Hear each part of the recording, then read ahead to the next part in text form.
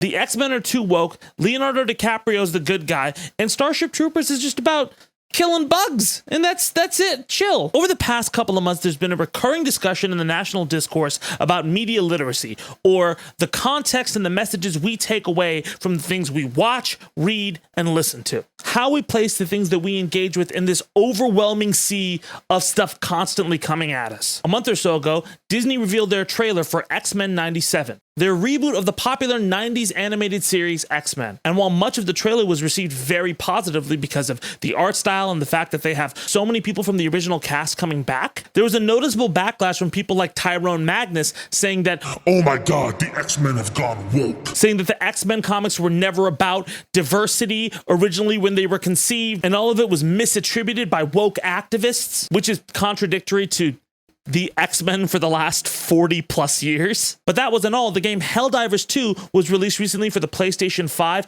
and for the PC, was a massive hit on all accounts. Big part about Helldivers is that it takes a lot of its inspiration from Starship Troopers. If you haven't seen the 90s Starship Troopers movie, the movie is a critique of fascism or United States imperialism or both. But that didn't stop multiple people from getting very, very angry that no, Starship Troopers is just a cool movie where they kill a bunch of bugs, and RoboCop is just about a robot cop, and The Crucible is just about the Salem witch trials, even though it feels really, really similar to what was going on with McCarthyism at the time.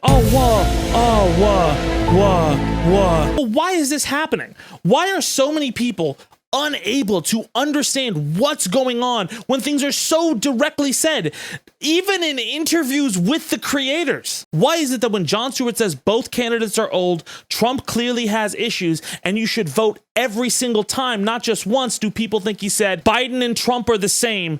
Don't vote in November. So let's talk about media literacy. And while researching this topic, I was trying to figure out a way to best kind of go into this. It became very clear deconstructing this head on is very tough because people are firmly planted in their positions. If you're right-leaning or still watching this, or if I'm not as left as you, you're probably waiting for me to slip up so you can just plant your feet in the ground and get really angry. So what can I do to relay this point across in a way that makes sense? If there was only a community, like its own little ecosystem and bubble, where we could discern all of the things that are happening in the broader society in this little bubble.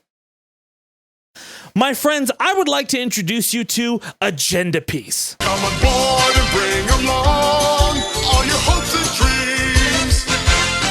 Very quick preface, you don't need to know anything about anime or the thing that I'm talking about in order to enjoy this next part. So just bear with me, it's worth it. One Piece is a global media franchise juggernaut which has sold over 523 million copies worldwide. That is the best-selling manga series in history. It sold more than every single American comic ever, including Superman. By the way, that's just by volume, not by individual issues sold. That would be in the billions. It commands an enormous fan base, an enormous place in the cultural zeitgeist, and if you've seen the Netflix series, you know what I'm talking about. It is a huge property. But I didn't say One Piece, I said Agenda Piece. Well, One Piece is so big and it's been going on for so long, 27 years, that there's a subculture that's developed around it called Agenda Piece, where people on Twitter or subreddits or an overpriced anime con try to invest in their favorite characters in order to push that character's significance or agenda within the overall narrative of One Piece. A lot of times it's how much more powerful a character is or how much more significant and helpful a character is. It frequently mocks other opposing characters or characters in rivalry with your said character in order to push their argument that, hey, this guy is it. He is him or she is her. And like the stock market, at trading time, when each chapter or episode of One Piece drops, the fans of Agenda Piece rife through the spoilers and try to justify their character has had a good moment, or a moment that showed they were the strongest, or a bad moment. Actually, it's not that bad of a moment. Listen to me, Sanji stocks are up. It's a misdirect. There was no way he would get low diff that bad. I swear to God, next week this panel is just gonna look like this. He's just absorbing the punch into his hockey. You're not even seeing the full perspective of the panel. You're not even reading it right or using a secret tech. All of you guys are so fucking annoying. Do you see what I mean? It's like the basketball to K-pop stands football. And before you ask, yes, they even have fan camps.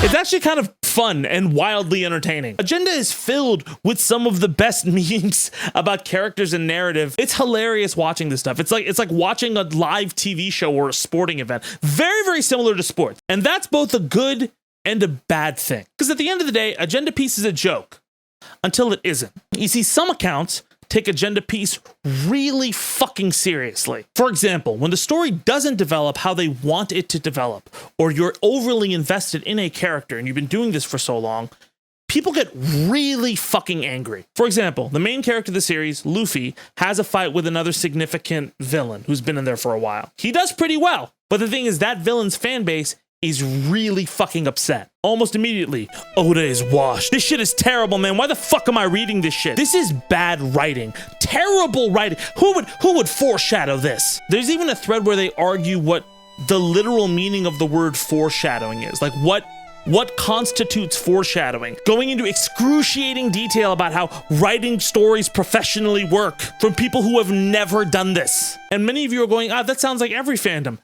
This is a little bit different. Because people have gone on record through multiple platforms saying that Agenda Piece has ruined their enjoyment of One Piece. Their investment in this kind of fun shit talk has actually ruined their enjoyment of the series as a whole that brought them so much. And that's understandable. If you're watching sports and your team is knocked out before the playoffs, you're way less likely to give a fuck about what happens. You feel less invested. Sports means so much regional pride, their city pride. People have riots and fights in the streets for football, real football, not, your team or player is representing you, competing at the highest level. They're your town's culture, your city's pride. You feel some sort of kinship with them. And when they're out, it feels like you aren't allowed in the conversation. And when you believe in your team with every fiber of your being, like it's a religion, like it's church, and you go there to find some healing, and they lose, fucking refs, am I right? We all like to believe that we are watching the same story from different perspectives. But the truth is, we are watching different perspectives in the same story. There's a difference. It minimizes the event or the article or the narrative to what suits you and your lived experience. And it transforms from fun to dangerous when it's not about Zoro and Sanji, but about fascistic nationalism and democracy. And before you say you're being crazy and reaching, how does this not look like a fucking sports team to you right now? We live in a media-driven culture, and one aspect of that culture is that important media challenges us and gives us robust discussions about what it means to be human or what we're going through. An amazing song, a landmark movie, a filmed protest. All of those inspire discussion in some way, whether it's comfortable or uncomfortable. And when media literacy is low, it's shut down. Because again, we're not reporting on that story, we're reporting on your perspective and how that story fits into it, not the other way around. The biggest aspect about the Agenda Piece metaphor is that there is no conversation within that about the broader themes about One Piece, about the individual freedom, the abuses of power, the systemic inequality that exists within the world at large, or living in a world with a horrific history of genocide and oppression. It's all about the agenda.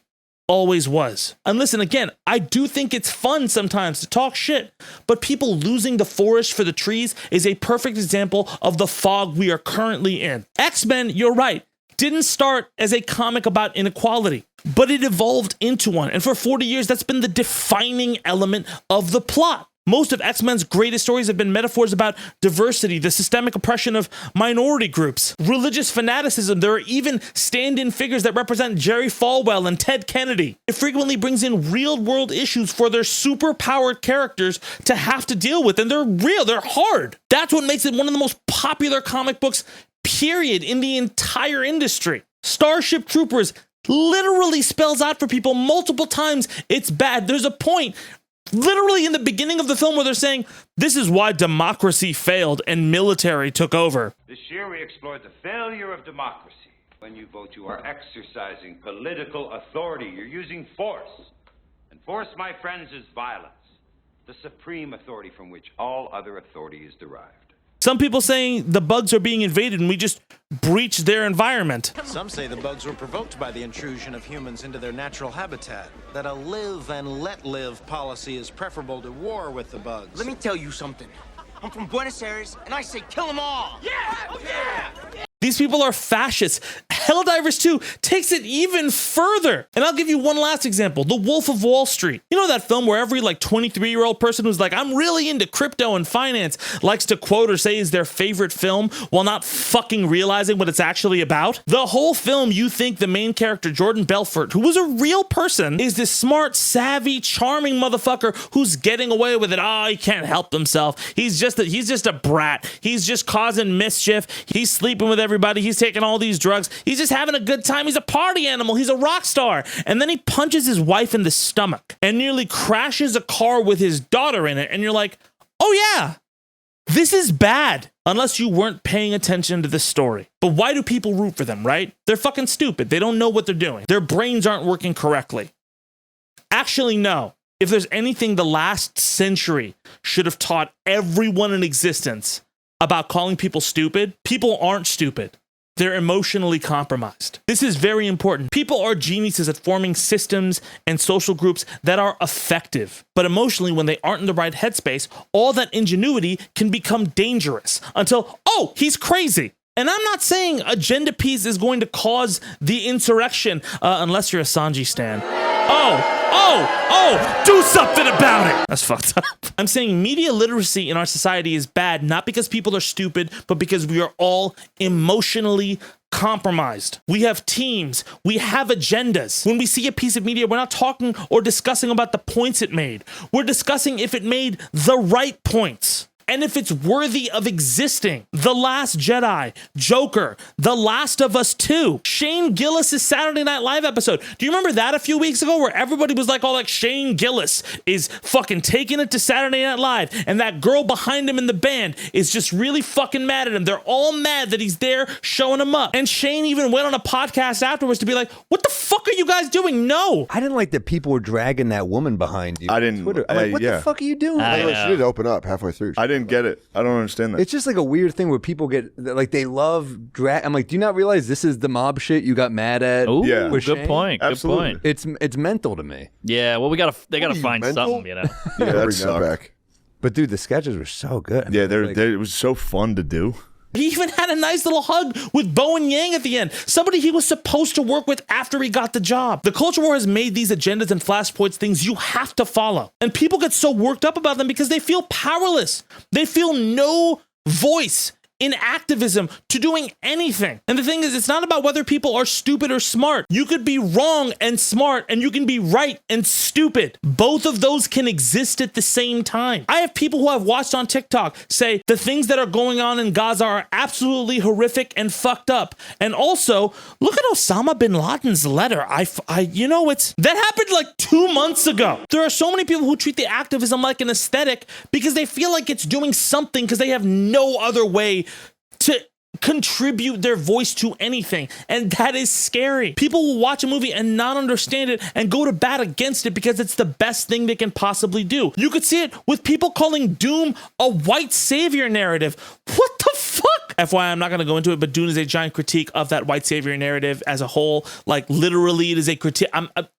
Another video. So listen, when it comes to media literacy and the storm we are in, you have to understand that it starts by not calling people stupid for not getting the point. Until we're all watching the same story from a different perspective, we can't discuss that story. We're all cherry picking something. We have to talk about the same thing, or else we don't have the same set of facts. We're not reading the same book. I'm watching Star Wars. You're watching Star Trek. They're both great. They're just not the same. They aren't. And the only way we can effectively combat it is if we admit we ourselves are emotionally compromised. We are coming into this stuff with bias. And even if we hate the messages we see, we need to identify what they are and why they challenge us. We have to understand what other people are seeing and what the broader context of this is. And we can disagree with it. We can say it's shitty and that it's bad that it's put out there, because you don't have to work to make a monster look like a monster. Or to make Sanji look ineffective. I'm sorry.